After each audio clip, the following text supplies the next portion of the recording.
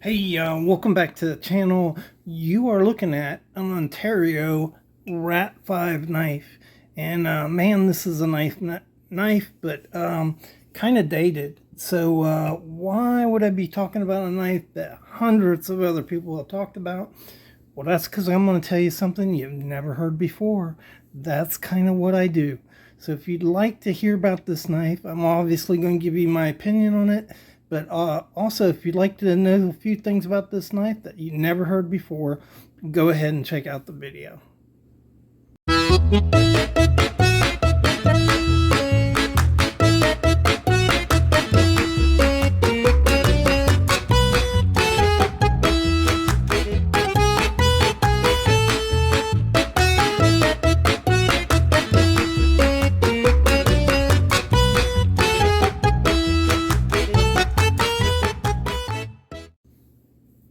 Alright, welcome back to the Fortified Castle. Hi to all my viewers.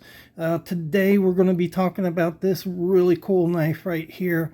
This is a knife I bought to use as a camp knife, so I have personal experience with it. And also found out some interesting things about this. We're going to talk about, a little bit about the fascinating history about this knife. But I'm also going to cover towards the end of the video what's going on with this knife. This was developed by Ontario Knife Company. They were bought out by Blue Ridge. And, you know, is this knife going to be available in the future? Is it going away? Can you get these knives now? So we'll talk a little bit about all that stuff. All right, first up, this is an Ontario Rat-1. You can see it right there from Ontario Knife Company, U.S. base. At least when I bought this knife, it was U.S. base. It is 10 and I think 10 and a half. Yeah, about 10 and a half inches overall. I wonder. Hold on a minute. Let me get a better view. Okay, there we go. It's 10 and a half inches overall, and you have from the widest point, I measured it from here, it's 5.5 inches blade length. That is 138 millimeters. You have a 4.25 inch cutting edge on that, 113 millimeters. Overall length, 10 and a half inches equals 26.5 centimeters. For our foreign friends, the blade thickness is 3/16 of an inch, which is right around 4 millimeters. It is this one is 1095 steel. I think around 2019 maybe they went to 1075 steel. So it is phosphate coated. That's what that green stuff is right there. It is a corrosion preventative. It's very tough. You can see the scratches on here, I think, where I used this knife and did some batoning with it, but it didn't really bother the coat too much. So you have very thick micarta, linen micarta handles. Really cool looking, and just regular hex torque screws in there on both sides, so you can easily remove the handle. And then in the back you have a pointed pommel with a lanyard hold. And so I think this knife came out around 2001, I think. Yeah, 2001. Yeah, I'll go with that, 2001. I think it was envisioned pretty much as a tactical survival knife, something you'd use in the military or in a SWAT team or something like that. Very rugged, very durable, and also you've got this pommel. So a lot of guys ended up getting this knife to use as bushcraft, and I did too. I thought it had a really good reputation. I thought it'd be a good camp knife, but I would really prefer to have a flat pommel back here so that I could hammer on something, and that's more useful in the bush, and this is more tactical, and I'm not really interested in that because I don't go around bashing people in the head. So it comes with a nylon sheath. This is a pretty good sheath. A lot of guys don't like nylon, but these things have held up pretty good. You've got a little pouch in front. You can put a sharpening stone or anything else that you want to in there. There's MOLLE attachments. It's MOLLE attachable. That's really nice. This pops out right here. This is a nice sheath. And then they went to a really stupid sheath after this. I don't know why they changed, but it is what it is, I guess. So, you have a really good grip here. I've got medium hands that kind of border on the large, and so in a medium glove, my hand sometimes is pretty tight, and so I could basically use a large glove size, and it's a really good, comfortable fit in my hand. A lot of guys have complained that it's too thick in here and too blocky. So you can see right there, they have rounded over the edges, but it is kind of blocky. And, you know, that's not really a problem. You could just round that over with some sandpaper if you so choose. So a lot of people have done that. I thought about doing that, but the more I use this, the more it felt comfortable in my hands. So initially, it felt kind of blocky, but as you use this knife, it just kind of doesn't really seem to bother you that much.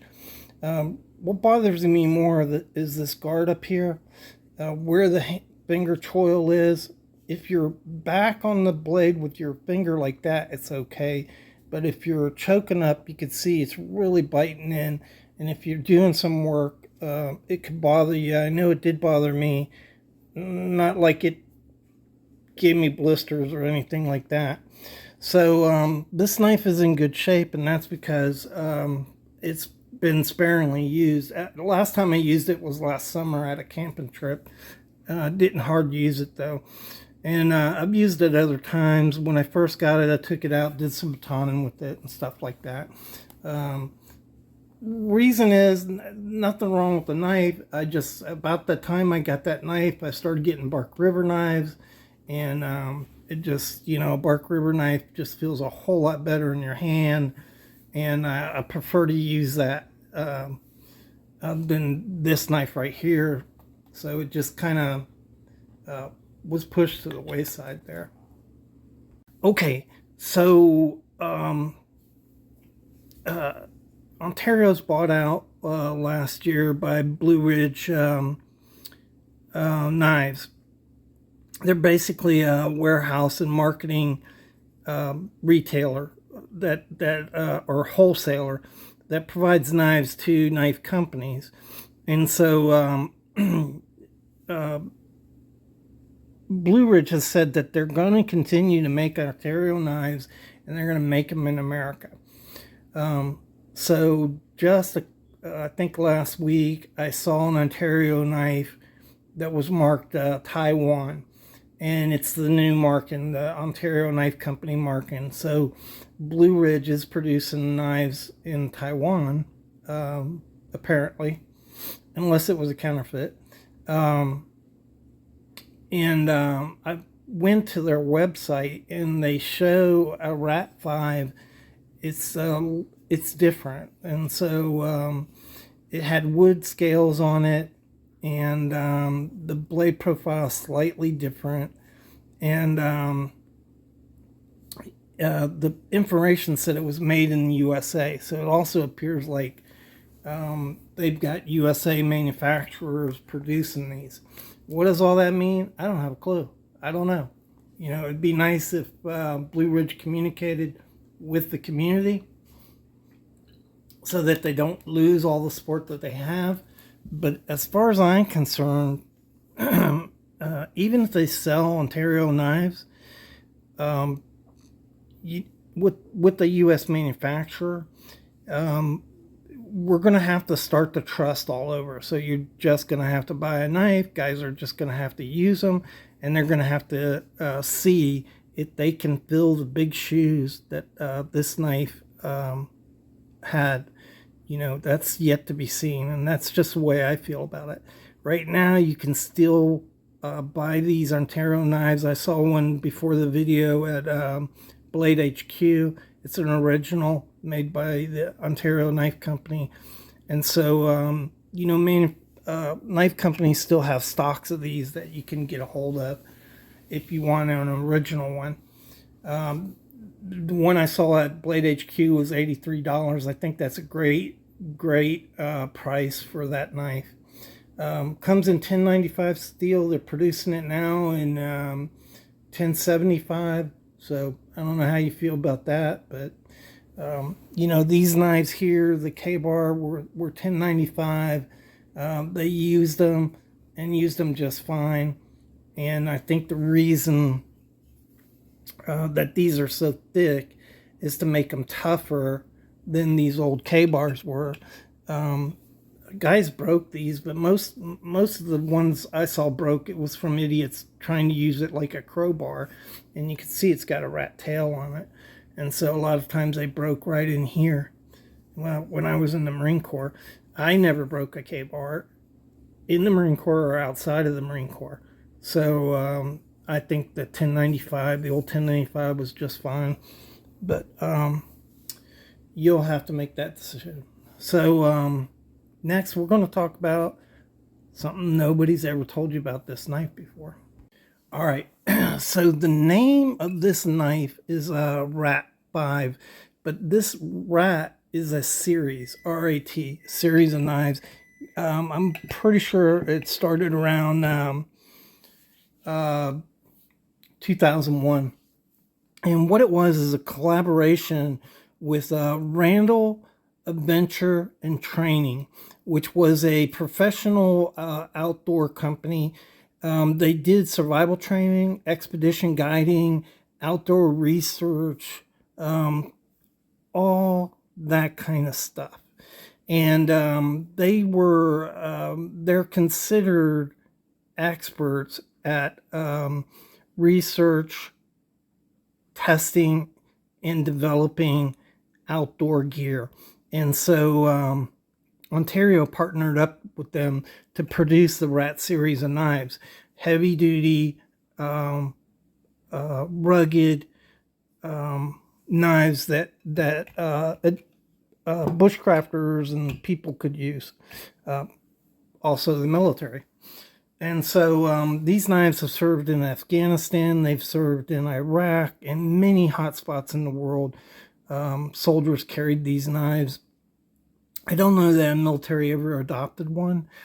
I'm not really sure. The SEALs may have used Rat knives for a little bit. I don't think they used them very long. But, you know, there's a lot of good history and experience behind this knife, and they have a really good reputation. But I don't think a lot of people know that the Rat name actually comes from the Randall Adventure Training Program.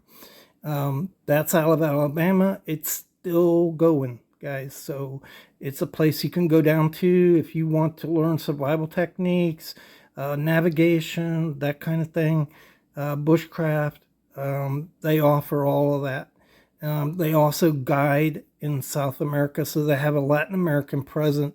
They are the U.S. representative to the Peruvian Air Force's Jungle Survival School. And who else? Who knows what else they're involved in? That's just some of their resume. So that's pretty interesting. That I never knew that RAT actually stand for Randall Adventure Training. And that's pretty cool. But I hope you guys found that interesting. This is a good knife, by the way. If you want to pick one up, I think if you can get them in the $80 range, that's a super deal. I think I bought mine at around the $100 range. So thanks again. Thanks for watching the video. I hope you found it informative. and I really appreciate all of y'all.